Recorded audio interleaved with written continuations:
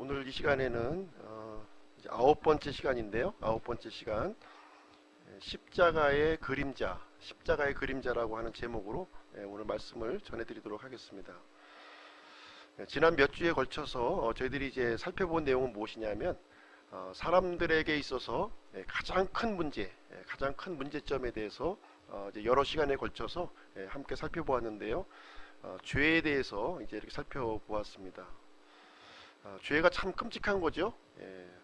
우리 첫사람 아담과 이브의 범죄로 말미암아 마치 도미노 효과처럼 전 인류가 이제 죄인이 되었고요. 하나님과 분리가 되었습니다.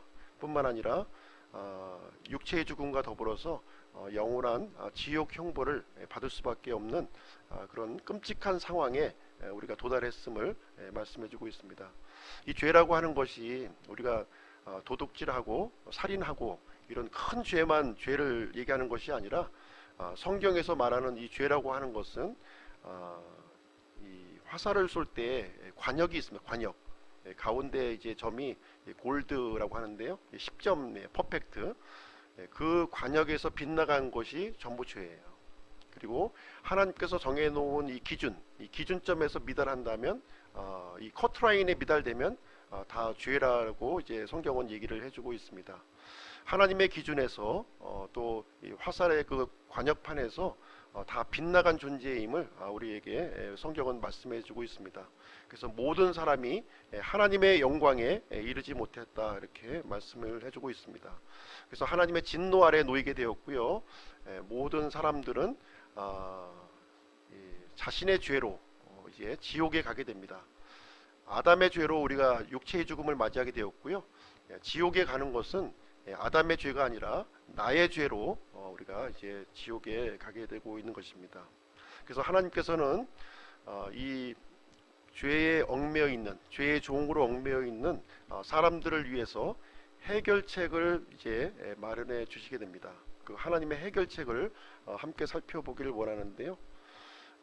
성경에 보시면 하나님께는 어려운 일이 없다, 이렇게 말씀을 해주고 있으세요. 하나님은 전능하신 하나님이기 때문에 어려운 일이 하나님께는 없으십니다. 예레미야 32장 27절에 보면, 나는 주요 모든 육체의 하나님이니라 내게 너무 어려운 일이 있느냐, 이렇게 질문을 하심으로써 하나님께는 어려운 일이 없다, 이렇게 말씀을 해주십니다. 역시 이 사람의 죄 문제 역시 하나님께는 어려운 일이 아닙니다. 그러나 이 죄에 대한 이 완벽한 해결을 하기 위해서는 이 전능하신 하나님께서 오랜 시간 준비를 하셔야만 했어요. 상당히 오랜 시간을 준비를 하셔야만 했습니다. 로마서 5장 20절을 제가 한번 읽어드릴게요.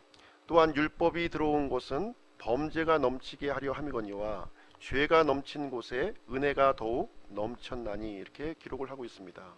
먼저 이제 사람들이 이 죄 중에 있다고 하는 사실을 하나님께서 알려주셔야만 했다는 거예요. 그래서 율법을 주셨습니다. 율법을 주심으로 말미암아, 율법은 하나님의 기준이에요. 하나님의 이 기준인데, 의로운 기준인데, 이 기준점에 미달했다고 하는 사실을 율법을 통해서 이렇게 알려주셨다고 하는 사실입니다. 그래서 율법이 오기 전에는 죄가 죄인 줄을 알지 못했어요. 그러나 율법을 통해서 우리의 죄가 적나라하게 이렇게 드러난 거예요. 마치 이 하수구에 있는 물을 이렇게 휘저었을 때 그 부유물이 확 올라오는 것처럼 율법을 통해서 사람의 이 죄된 모습이 넘치게 되었다, 이렇게 기록하고 있고요. 그리고 이 죄가 넘쳐나는 곳에 하나님께서 그 죄보다도 더 강력한 하나님의 은혜를 우리에게 주셨다, 이렇게 기록하고 있습니다. 이 죄의 권능은 매우 강력해요. 모든 것을 삼켜버릴 정도로 아주 강력한 힘입니다. 그러나 하나님의 은혜는 이 죄의 권능보다 더 강력하다고 우리에게 말씀을 해주고 있습니다. 사람에게 처한 이 문제도 강력해요. 그러나 하나님의 해결책은 더 강력하게 해결책을 우리에게 제시해주고 있습니다. 이 죄에 대한 하나님의 해결책은 그리스도의 십자가입니다. 지금 2000년 전에 이제 있었던 이 십자가 사건이 하나님의 이 해결책입니다. 만약에 예수님께서 십자가에서 죽지 않으셨다면 인류의 죄는 치료될 수가 없다는 거예요. 사람에게는 희망이 없습니다. 그래서 이 그리스도의 죽음, 이 십자가의 죽음은 인류 역사에 있어서 가장 핵심적인 사건이 되는 것입니다. 죄를 알지 못하셨던 그분에게 이제 십자가 위에서 죄가 되게끔 이렇게 하셨고요. 거기에 진노를, 하나님의 진노를 퍼부으셨습니다. 그래서 이 십자가의 사건 일어난 일은 매우 중요한 내용이 되겠습니다. 그런데 하나님께서는 이 중대한 일을 진행하면서 어느 날 갑자기 이 일을 진행하신 것이 아니라 오래전부터 이 일을 준비하셨다, 이렇게 말씀하고 있습니다. 그래서 이 십자가의 그림자를 우리가 살펴볼 수가 있는 거예요. 하나님께서 십자가의 사건이 일어나기 전에, 한참 전에 이 십자가 사건에 대한 그림자를 미리 성경 기록을 통해서 우리에게 알려주셨다고 하는 사실입니다. 모든 물체에는 이제 그림자가 있죠. 그림자가 있습니다. 하늘 위를 이제 날아다니는 새가 있는데요. 이 새의 모습을 바라보기 전에 우리는 그 그림자를 먼저 볼 수가 있습니다. 그래서 이 십자가 사건 이전, 훨씬 이전에 하나님께서 미리 우리에게 알려주신 십자가의 그림자가 있다는 사실을 우리는 성경 기록을 통해서 살펴볼 수가 있습니다. 우리 다 같이요, 히브리서 10장을 한번 가서 읽도록 하겠습니다. 히브리서 10장.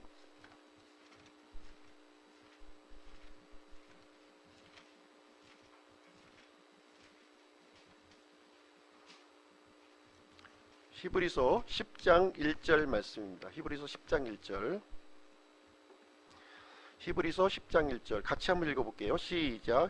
율법은 다가올 좋은 일들의 그림자는 가지고 있으나 그 일들의 형상 그 자체는 아니므로 그들이 해마다 계속해서 드린 그런 희생물들로는 거기로 나오는 자들을 결코 완전하게 할 수 없느니라. 그래서 여기 율법의 기능을 우리에게 말씀해주고 있는데요. 이 율법은 다가올 좋은 일들의 그림자라고 지금 이제 표현을 해주고 있는 거예요. 이 율법 자체가 사람을 의롭게 해주지는 못한다는 것이죠. 그래서 앞으로 다가올 그 일의 그림자로서 우리에게 주셨고, 율법으로는 완전케 해주지 못한다. 이게 율법은 이제 실체가 있음을 이제 미리 보여주신 그런 내용이 되겠습니다. 그래서 율법, 이 구약 성경의 기록은 앞으로 다가올 좋은 일들의 그림자로서 우리에게 주신 내용이 되겠습니다. 그래서 우리는 구약 성경을 쭉 읽어볼 때 언젠가 오실 그리스도의 그림자를 거기서 발견을 해볼 수가 있습니다. 그래서 이번 시간과 이제 다음 시간에 걸쳐서 구약 성경에 나타나 있는 이 십자가의 그림자, 그 그림자에 대해서 한번 우리가 생각을 해보는 그런 시간을 갖도록 하겠습니다. 과연 하나님께서는 이 십자가 사건의 그림자로서 어떠한 내용을 성경에서 우리에게 기록해 주셨는가 하는 것을 이제 살펴보겠습니다. 첫 번째는 아담과 이브, 우리의 첫사람 아담과 이브를 통해서 우리는 십자가의 그림자를 우리가 발견을 할 수가 있습니다. 지난 시간에 우리가 아담과 이브가 타락하는 장면을 함께 이제 살펴보았습니다. 하나님께서는 이 범죄한 아담과 이브를 위해서 특별한 것을 이제 마련해 주셨다고 하는 사실을 우리는 성경을 통해서 살펴볼 수가 있습니다. 창세기 3장 21절 한번 가서 보실게요. 창세기 3장 21절.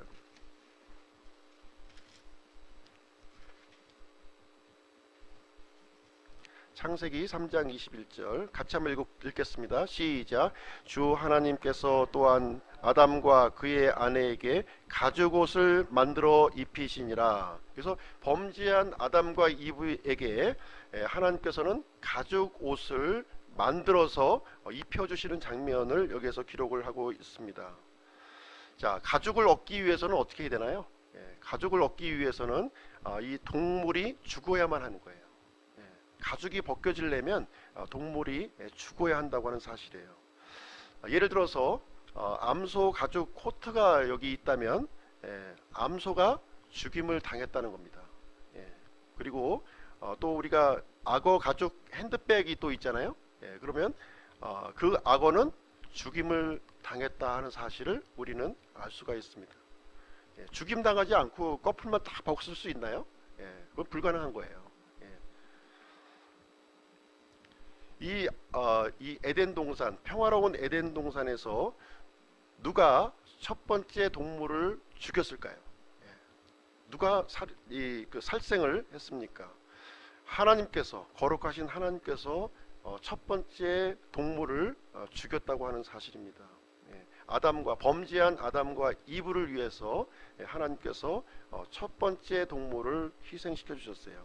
그래서 이 내용을 통해서 하나님께서 아담과 이브를 위해서 하신 일을 우리가 또 생각을 해볼 수가 있습니다.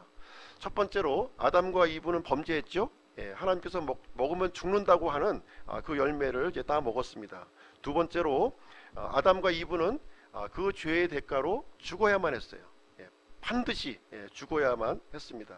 세 번째로 아담과 이브는 범죄한 아담과 이브가 처음으로 취한 행동은 무엇이냐면 자신의 부끄러움을 감추기 위해서 무화과 나무잎으로 만든 앞치마를 이렇게 해 입었다는 거예요. 앞치마, 그렇죠? 예. 그러나 그 무화과 나무 앞치마는 하나님께 받아들여지지가 않았습니다. 그래서 하나님께서 이제 준비한 그 특별한 것을 이제 준비하시기 위해서 무고한 희생물이 있었다는 겁니다. 예. 죄 없는 그 동물이 준비가 되었고요. 이 동물은 죄를 짓지 않았어요. 금지된 열매도 먹지 않았음에도 불구하고 이제 희생물로 준비가 되었습니다. 그리고 그 무고한 죄가 없는 짐승은 동물은 죽어야만 했습니다. 이 범죄한 아담과 이브를 위해서 대신 죽임을 당했고 하나님에 의해서 살해되었다고 지금 이제 기록을 하고 있습니다. 우리는 이 동물이 죽을 때 성경에 기록되어 있지는 않지만 피가 흘려졌음을 우리는 추론해 볼 수가 있습니다. 아담과 이브가 죽어야만 했죠. 대신에 죄 없는 짐승이 피를 흘리고 죽었다고 하는 사실입니다. 그래서 이 아담과 이브를 받아들이기 위해서 하나님께서는 친히 죄 없는 희생물을 죽이셨고 가죽 옷을 이렇게 입혀주셨다는 내용을 우리는 이제 살펴볼 수가 있습니다. 그래서 이 가죽 옷, 하나님께서 만들어주신 이 가죽 옷은 우리를 십자가로 안내를 하고 있는 거예요. 십자가 사건으로 안내하고 있습니다. 죄가 있다면 당연히 죽어야 하는 거예요. 그러나 그 죽음에서 우리가 이제 벗어날 수 있는 길이 있는데 무죄한 희생물이 있어야 한다는 거예요. 피 흘림이 있어야 한다고 하는 사실입니다. 우리를 위해서, 나의 죄를 위해서 대신 죽어야 할 대속물이 있어야 된다고 하는 사실을 이 가죽 옷을 통해서 우리에게 가르쳐주고 있는 것입니다. 죄인은 스스로의 노력으로 죄를 가릴 수가 없어요. 마치 무화과 나무잎으로 만든 앞치마와 같이 시간이 흘러가면은 금방 이게 시들어 버리는 거예요. 예. 오직 하나님께서 준비해 주신 이 짐승의 희생을 통해서 하나님께서 친히 만들어 주신 이 가죽 옷을 통해서만이 거룩하신 하나님 앞에서 죄를 가릴 수 있구나 하는 사실을 우리에게 알려주고 있습니다. 사람의 이 노력, 사람의 어떤 이 노력으로 하나님 앞에 나아가려고 하는 사람들이 많이 있죠. 사람의 의의를 가지고, 선행을 가지고, 구제를 가지고 이렇게 나아가려고 하는 사람이 많이 있습니다. 성경은 사람의 의의에 대해서 어떻게 설명해 주고 있냐면요, 이사야서 64장 6절에 보면 우리는 다 부정한 물건 같고 우리의 모든 의의는 더러운 누더기 같으며 우리는 다 잎사귀 같이 시들므로 우리의 불법들이 바람같이 우리를 몰아 갔나이다, 이렇게 기록하고 있어요. 그래서 우리의 의라고 하는 것은 이 누더기와 나뭇잎 잎사귀와 같다는 거예요. 예, 그렇게 얘기해주고 있습니다. 오직 하나님만이 죄인을 도울 수 있다고 하는 사실이에요. 우리 사람 스스로의 힘으로는 어떤 일도 할 수 없는 그런 상태입니다. 그래서 하나님께서는 죄를 알지도 못한 그 예수님에게 우리의 죄가 되게 하시고 이제 그분의 죽음을 통해서 우리에게 하나님의 의를 우리에게 주시려고 계획을 하셨다고 하는 사실입니다. 성경에서 두 번째 이제 십자가의 그림자를 또 우리가 살펴보기를 원하는데요. 가인과 아벨이라고 하는 사람을 통해서 우리가 또 십자가의 그림자를 우리가 또 생각을 해 볼 수가 있습니다. 우리 다 같이 창세기 4장으로 한번 가서 보실게요. 창세기 4장. 1절부터 5절까지 말씀입니다. 창세기 4장 1절부터 5절 제가 한번 읽어드리겠습니다. 아담이 자기 아내 이브를 알매 그녀가 수태하여 가인을 낳고 이르되 내가 주로부터 남자를 얻었다 하니라. 그녀가 다시 그의 동생 아벨을 낳았는데 아벨은 양을 지키는 자였으나 가인은 땅을 가는 자였더라.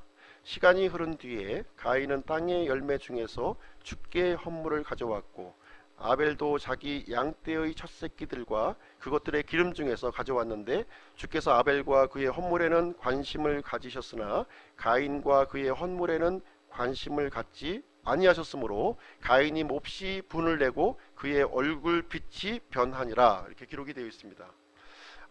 아담은 몇 살까지 살았나요? 아담은 930세까지 살았어요. 아담이 평생 동안 살면서 하는 일이 뭐였나요? 자식을 낳는 일이었어요. 굉장히 많은 자식을 이렇게 많이 낳았습니다. 성경에 아담의 그 자손들을 다 기록하지는 않았습니다.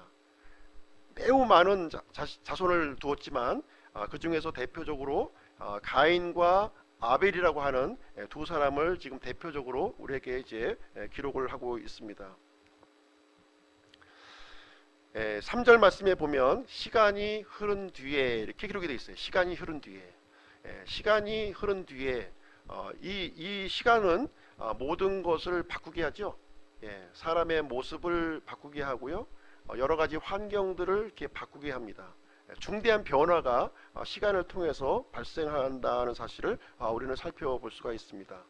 가인과 아벨은 하나님의 계심을 알았고요. 하나님 앞에 헌물을 드려야 한다고 하는 사실을 알았어요.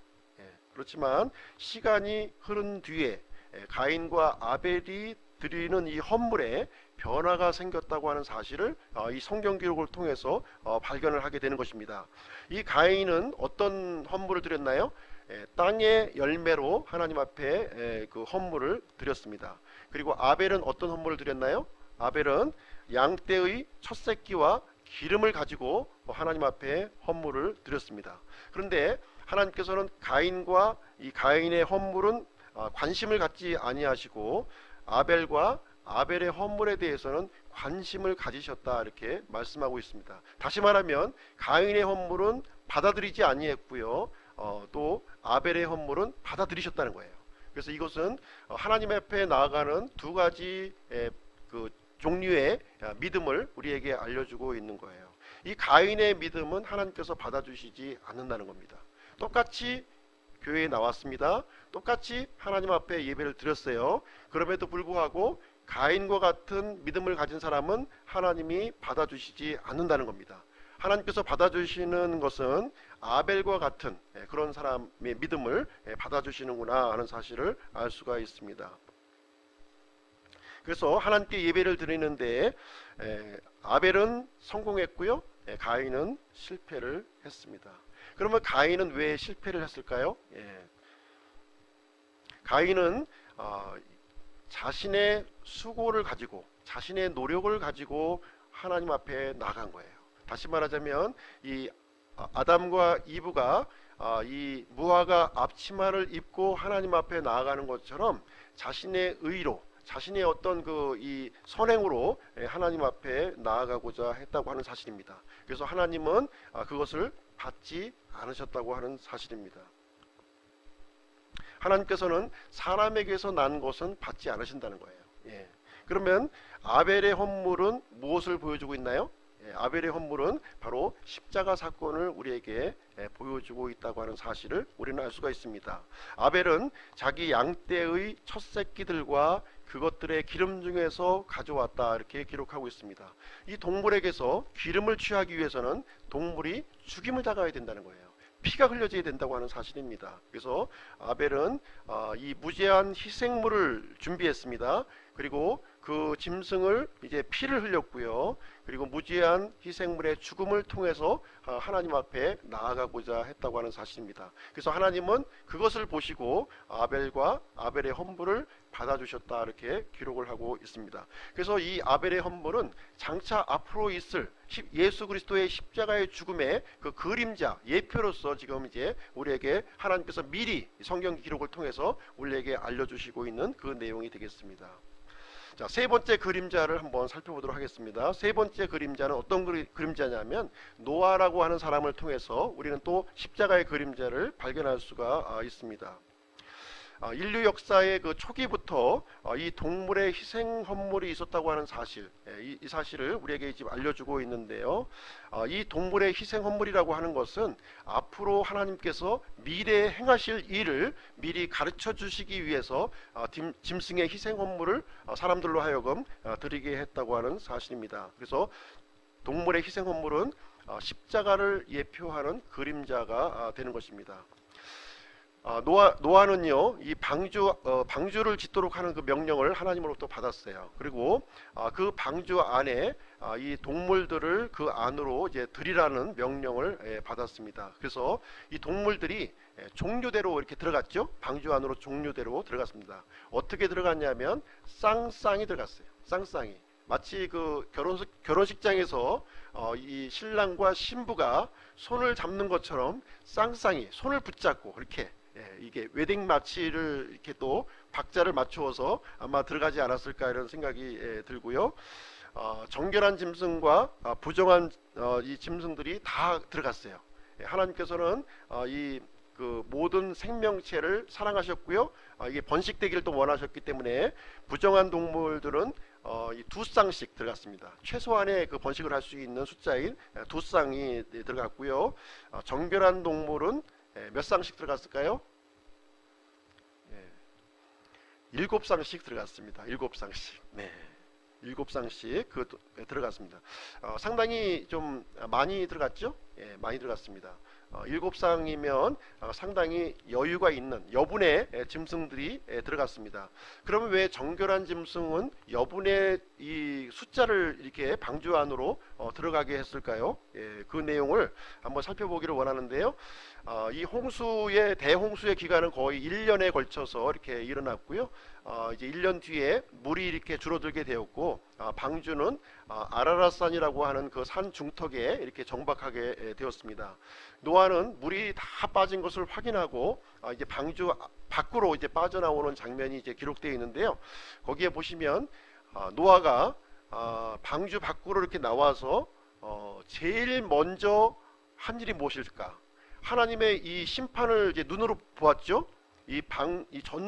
전 지구적으로 내려치는 하나님의 진노의 심판을 직접 방주 안에서 목격을 했습니다. 이 노아가 방주 밖으로 나와서 제일 먼저 했던 일은 무엇일까? 그 내용을 한번 보겠습니다. 창세기 8장으로 한번 가서 보실게요.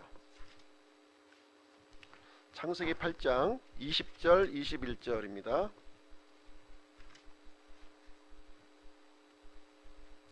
예, 제가 읽어드릴게요. 노아가 주께 제단을 쌓고 모든 정결한 짐승과 모든 정결한 날짐승 중에서 취하여 제단 위에 번제의 헌물을 드렸더니 주께서 향기로운 냄새를 맡으시고 주께서 마음속으로 이르시되 내가 다시는 사람으로 인하여 땅을 또 저주하지 아니하리니 이는 사람이 마음에서 상상하는 바가 어려서부터 악하기 때문이라. 내가 다시는 전에 행한 것 같이 모든 생물을 또 치지 아니하리니 이렇게 기록이 되어 있습니다.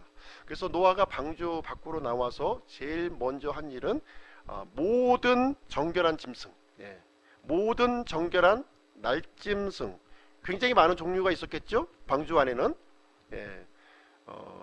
정확한 숫자는 알 수 없으나 아마 많은 종류의 날짐승과 동물들이 그 안에 있었을 것입니다.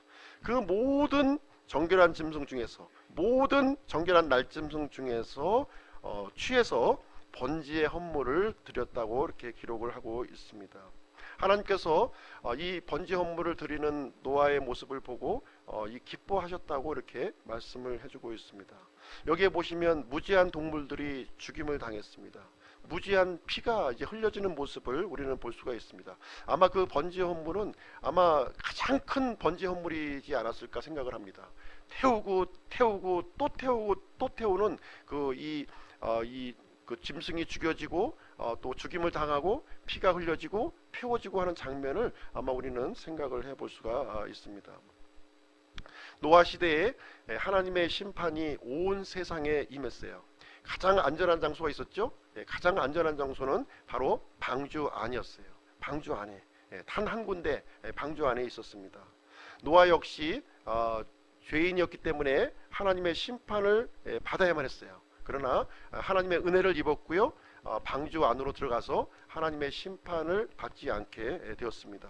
또 노아는 죽어야만 했어요. 그렇지만 무지한 동물을 또 이제 하나님 앞에 대속물을 드림을 통해서 노아는 죽지 않았다고 하는 사실입니다.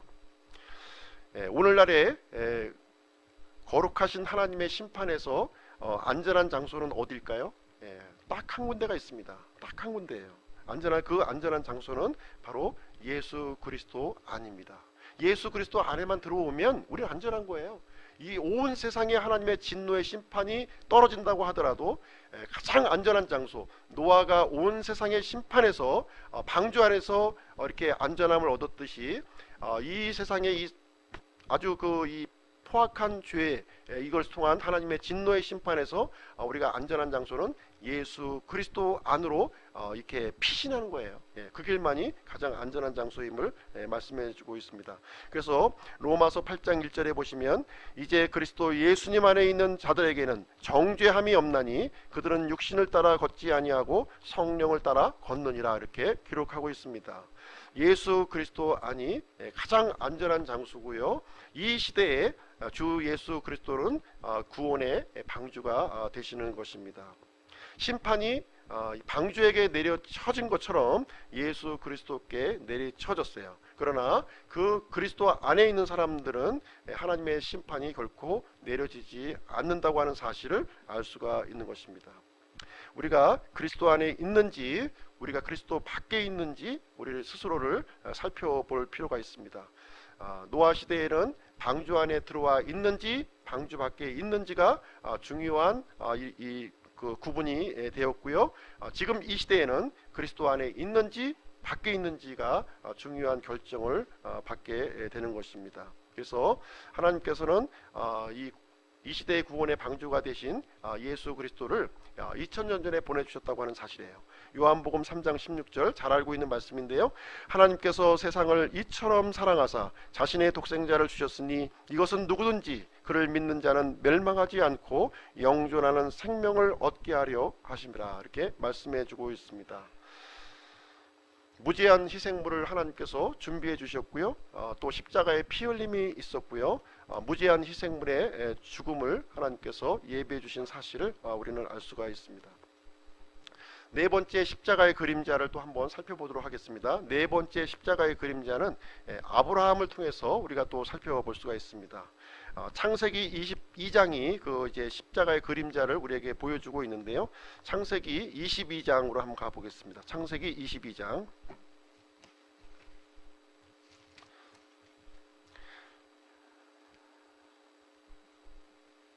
22장 2절 말씀입니다. 2절. 같이 한번 읽어보시죠. 시작.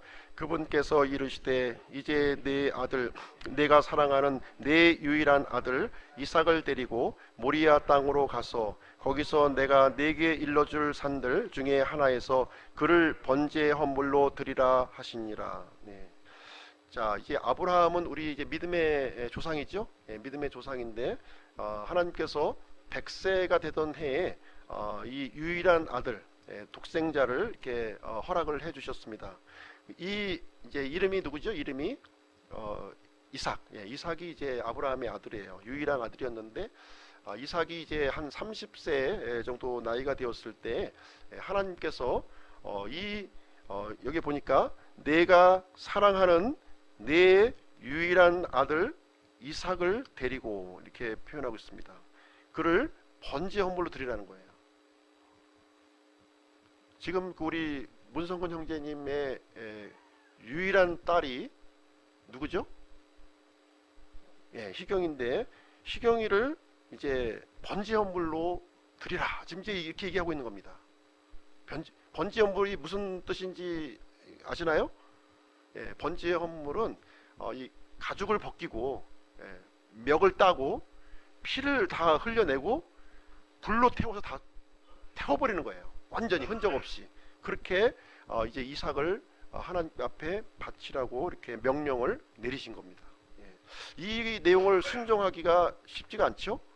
100세 때 얻은 아들인데 더군다나 이 또 장성한 이 아들, 또 하나님께서는 이 아들을 통해서 이제 자손들이 하늘의 별과 같이 참 주신다고 약속을 주셨는데 어느 날 갑자기 장가도 가기 전에 지금 번지 헌물로 드리라고 하는 것을 얘기를 해주고 있습니다.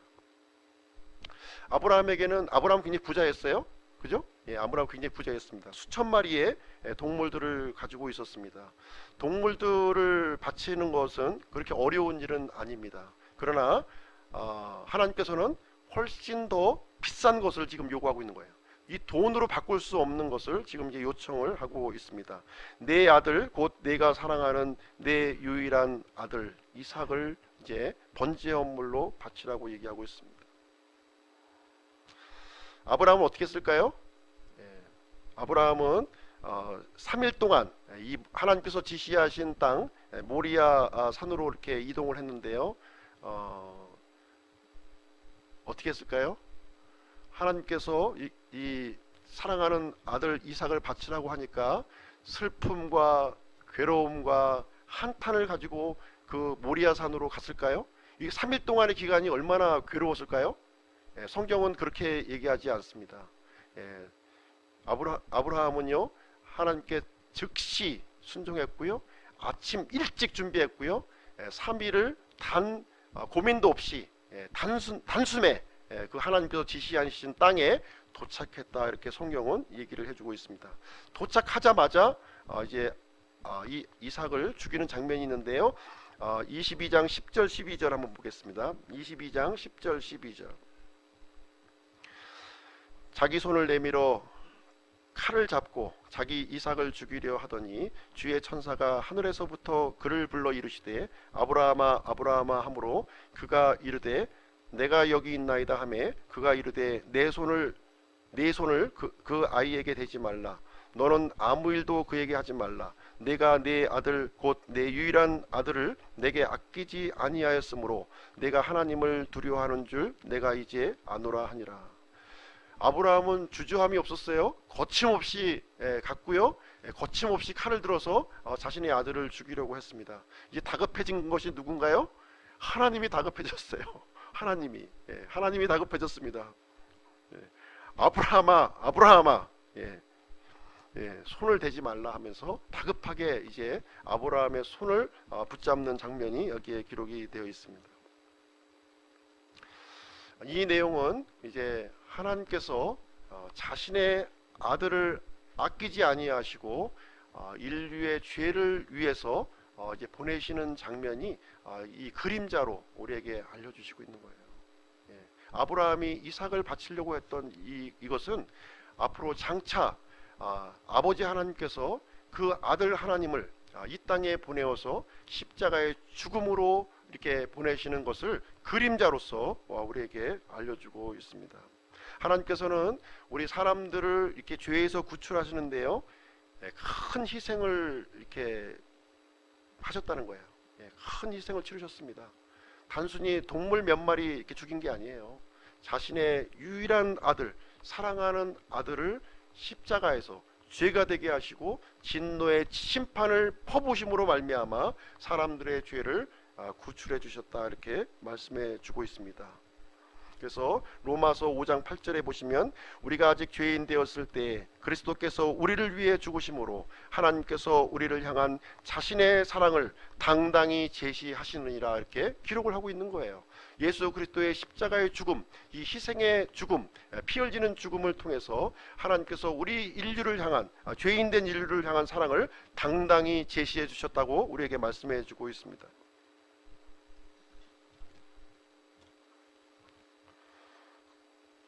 창세기 22장 7절 8절 한번 읽어보도록 하겠습니다. 7절 8절 7절 8절 이삭이 자기 아버지 아브라함에게 말하여 이르되 내 아버지여 하니 그가 이르되 내 아들아 내가 여기 있노라 하매 그가 이르되 불과 나무를 보시거니와 번제의 헌물로 쓸 어린 양은 어디 있나이까 하니 아브라함이 이르되 내 아들아 번제의 헌물로 쓸 어린 양은 하나님께서 자신을 위하여 예비하시리라 하고 이처럼 그 두 사람이 함께 가서 이렇게 기록이 되어 있어요. 그래서 번제의 헌물로 쓸 어린 양을 하나님께서 자신을 위해서 준비하신다 이렇게 표현하고 있습니다. 영어 표현으로 보시게 되면 하나님 자신을 이렇게 번제의 헌물로 준비하신다 이렇게 또 이해를 할 수도 있겠습니다.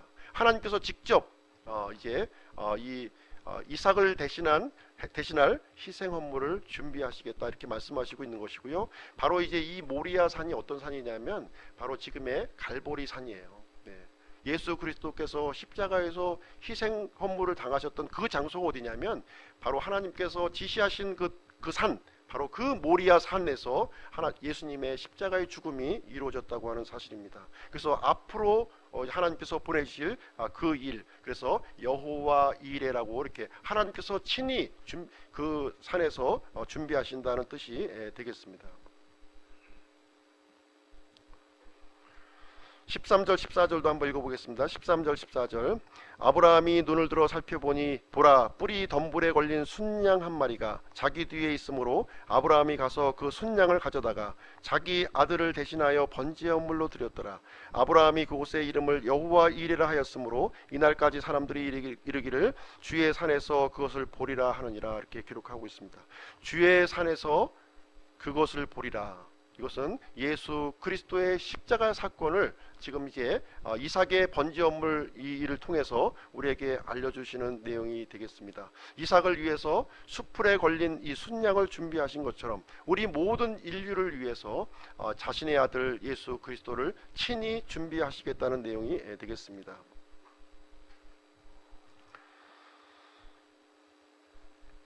그래서 요한복음 1장 29절에 보시면 침례 요한이 이제 예수님을 향해서 이제 또 하시는 말씀이 나오는데요. 다음 날 요한이 예수님께서 자기에게 오시는 것을 보고 이르되 세상 죄를 제거하시는 하나님의 어린 양을 보라 이렇게 말씀한 거예요. 네, 그래서 2000년 전에 오신 예수 그리스도가 바로 하나님의 어린 양, 모든 인류의 죄를 대속하실 하나님의 어린 양이라고 얘기를 해주고 있습니다. 그 모든 인류에는 나 자신이 포함되어 있습니까? 예, 내가 포함되어야 되는 거예요. 예, 내가 포함되지 않았다면 예수님의 죽음은 나와 전혀 상관이 없는 것입니다. 그래서 하나님의 어린 양은 사람의 죄에 대한 완벽한 해결책으로 우리에게 주신 것이고요.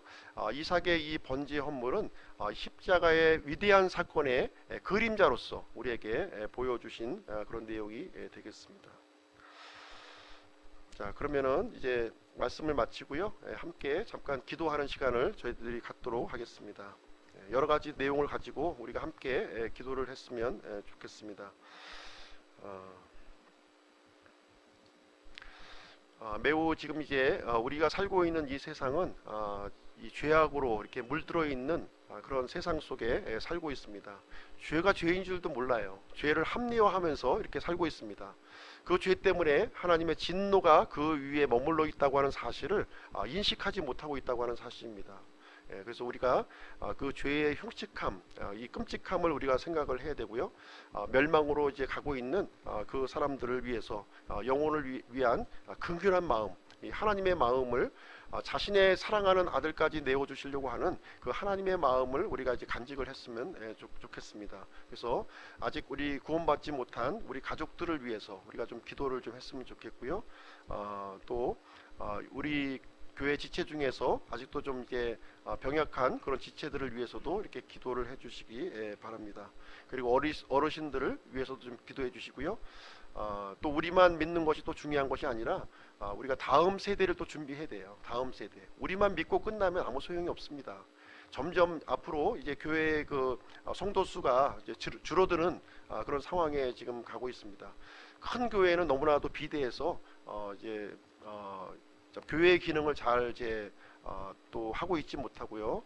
작은 교회는 더 이상 이렇게 유지할 수도 없는 그런 아주 양극화 현상이 이제 많이 이제 일어나고 있습니다. 그래서 교회가 이 빛과 소금의 역할을 잘 감당할 수 있도록 또 이렇게 기도해 주시고, 먼저 믿은 사람들이 믿음 가운데 분별력을 가지고 깨워서 기도하는 그런 일을 위해서 이렇게 기도해 주시기 바랍니다. 그리고 또 우리 젊은이들, 또 우리 희경이도 있고 우리 세진자매도 있고 또 다른 우리 청년들도 이제 우리 교회에 이제 있는데, 세상의 이런 유혹과 이런 것을 통해서 참 보호되고 믿음 가운데 이렇게 잘 우리가 또 성장해 나갈 수 있도록 우리 먼저 믿은 사람들이 이거 보호해줘야 돼요. 믿음의 길로 잘 인도를 해줘야 됩니다. 방치할 수가 없는 거예요. 방치하면 이 사악한 이 일이 때에 의해서 먹잇감밖에 되지가 않아요. 그래서 우리가 잘 보호하고 또 그 젊은이들을 위해서, 내 자식을 위해서 기도하고 또 말씀의 길로 의의 길로 인도하는 그런 그 마음가짐을 우리가 가져야 될 줄로 생각합니다. 그리고 또 그것을 위해서 기도해야 돼요. 우리 힘으로 할 수 있는 것은 극히 제한되어 있습니다. 오직 전능하신 하나님께 매달리고 의지하는 길밖에 다른 방법이 없는 거예요. 그래서 하나님께서는 우리에게 자유의지를 주셨기 때문에 사실 이제 강제할 수는 없는 겁니다. 자기 스스로 내가 이렇게 돌이켜서 하나님 앞에 돌이켜서 이제 하나님을 믿겠다고 하는 결단이 이루어져야 되는 거예요. 나의 삶 가운데서, 나의 생각 가운데서, 나의 모든 영역에서 나 자신이 이제 하나님 반대편으로 가던 그 길에서 돌이켜가지고 이제 하나님께로 믿음의 삶으로 우리가 나아가는 겁니다. 그러기 위해서는 우리가 말씀 열심히 우리가 또 가까이 하고요. 또 하나님 앞에 기도로 이렇게 매달릴 수밖에 다른 방법이 없는 것입니다. 그리고 먼저 믿은 사람들이 이 좋은 모습을 보여야 돼요. 먼저 믿은 사람을 통해서 지금 이 나쁜 모습 때문에 이 교회를 또 등지는 그런 사람들이 또 많이 생기고 있습니다. 그래서 이 먼저 믿은 사람들이 이렇게 선한 영향력 안에 이렇게 놓여져 있을 수 있도록 이렇게 또 기도하시고 본인 스스로도 또 이렇게 위해서 기도해 주시기 바랍니다.